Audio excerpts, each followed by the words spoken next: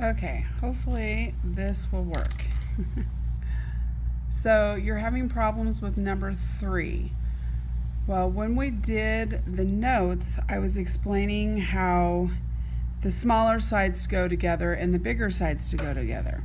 So I need to make a proportion or 2 ratios.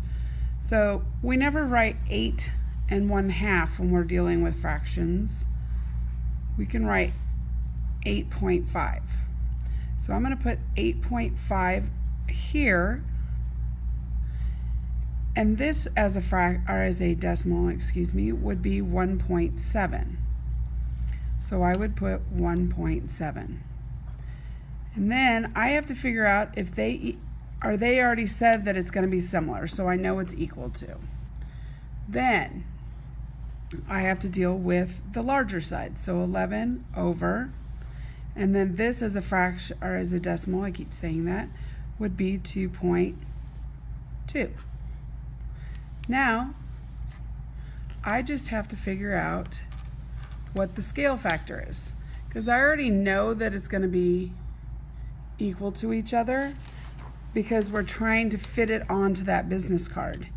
So as I did in class, I made this so that there are no decimals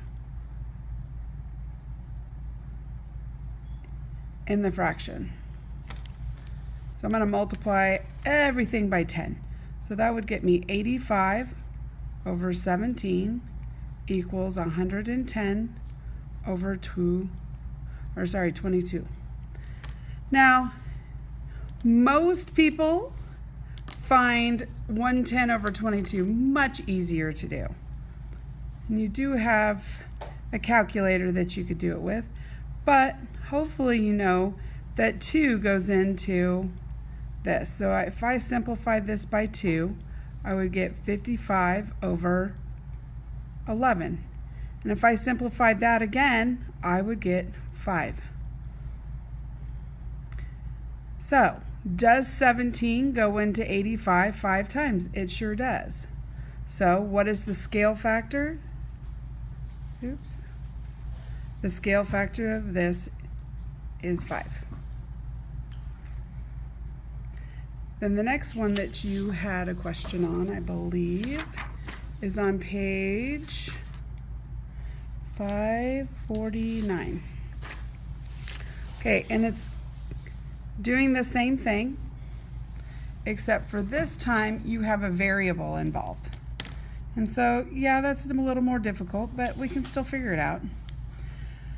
So the first things we have to do is say, well, it says that they're similar, so we already know that the scale factors will be the same. Determine the transformation that maps one figure to the other. Okay, so this is a dilation. How do I know it's a dilation?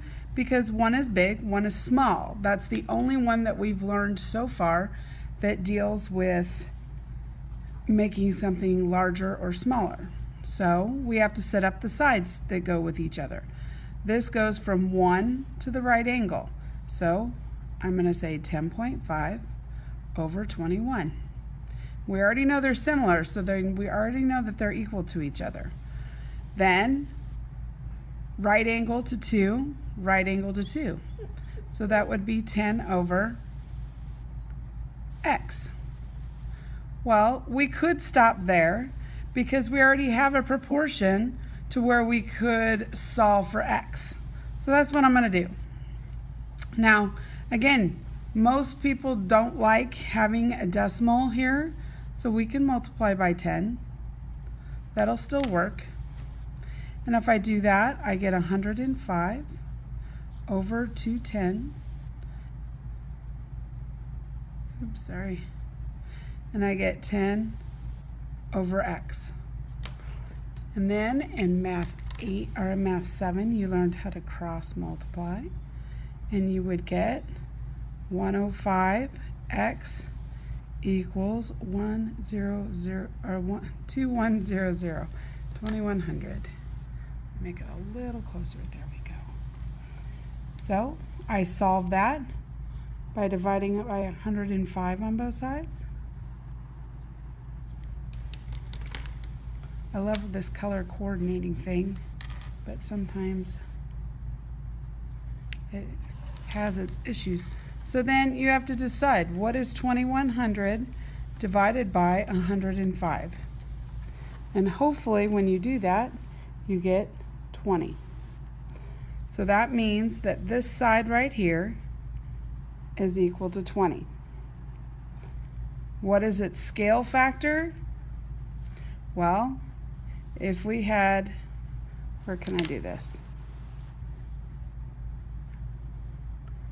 X equals 20. So if I have 10 over 20, that would be 1/2.